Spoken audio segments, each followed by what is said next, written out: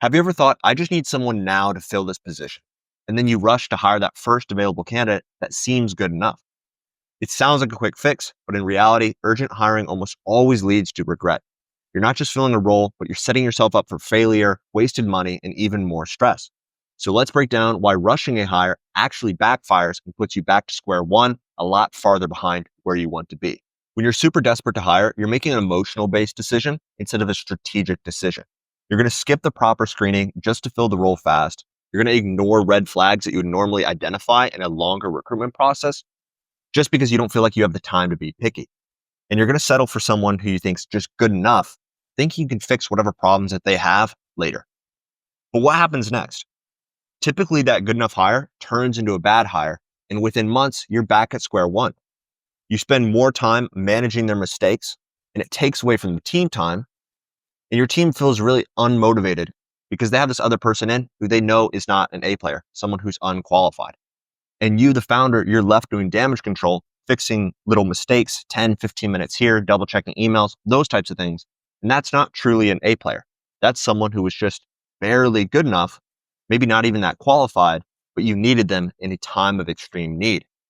And it's actually much more difficult to hire someone or let go of someone when you could have just made a better decision in the beginning, right? So once you have someone already in place, it's much more difficult to get them out of that and onto a different company instead of working with you because they're already part of the workflow. It's like putting like a improperly sized gear or just like something in a system that doesn't quite work. And now your system's grown and you're still reliant on this gear, even though they're not exactly the right size, the right fit, etc. And the thing is, faster hiring does not equal saving money. It's not just time is money equation or some platitude like that. You want to make sure that you're bringing the right people inside of your organization. Faster hiring leads to the lost productivity, wasted salaries, and rehiring costs. You don't want to have to go back through a headhunting agency or go back through LinkedIn job ads and all these different expensive platforms just to go find someone that if you took your time in the beginning, you wouldn't have to do this 3 months later. How do you hire fast, but without rushing? What do you need to do when you really need someone ASAP? But you don't want to spend a lot of time going back and spending thousands of dollars and hours of your time replacing this person. The first step is planning ahead. So you don't want to wait until you're desperate. You want to start hiring before that pain appears. So 2-3 weeks out, get a good measure of your metrics and understand, hey, I'm signing some more clients. I need to hire another account manager or email designer or whatever that role may be.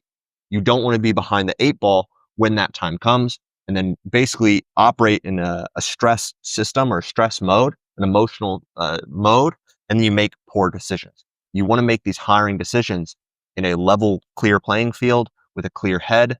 So you know you can make the best strategic decision instead of just needing someone instantly. Another thing you can do is use a pre-built hiring process.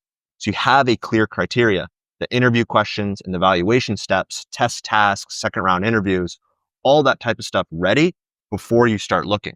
So once you actually get candidates into your recruitment pipeline or the recruitment process, you can move them through very quickly and clearly onto those next steps and make a hire quickly without sacrificing quality. The third thing that you can do is leverage existing talent pools. So usually what happens for these agency owners, they're hiring for, let's say, like an email designer, right? And they've done this before. Maybe they already have a couple. They've gone through the hiring process. So there's probably other people, other candidates who were maybe the runner up. And you talked to them maybe 3-4 months ago, but now they've stayed at that other agency, that competing agency, and increased their skills. And now they're truly an A player, right? So if you keep an applicant tracking system or even just like a basic spreadsheet of these people with their information that you talked to in the past, you'll save money on any LinkedIn job posts, job board posts, anything like that. But you'll also save time because you can go back to that talent pool that you have, that little Google sheet, and go contact those people. And they might be a perfect fit now that the time has passed since you hired your last person who met that criteria. So using a talent pool is something that is really a shortcut. For example, for us, we have thousands of candidates because we've staffed hundreds of roles for hundreds of different companies. And so we can go into our talent pool and find these people that we talked to 6-7 months ago who've now developed and they're very, very solid. The fourth thing is you want to prioritize quality over speed. So a slightly slower hire, if you take that extra maybe like week, 2 weeks, that's going to save you months of pain and frustration and expenses.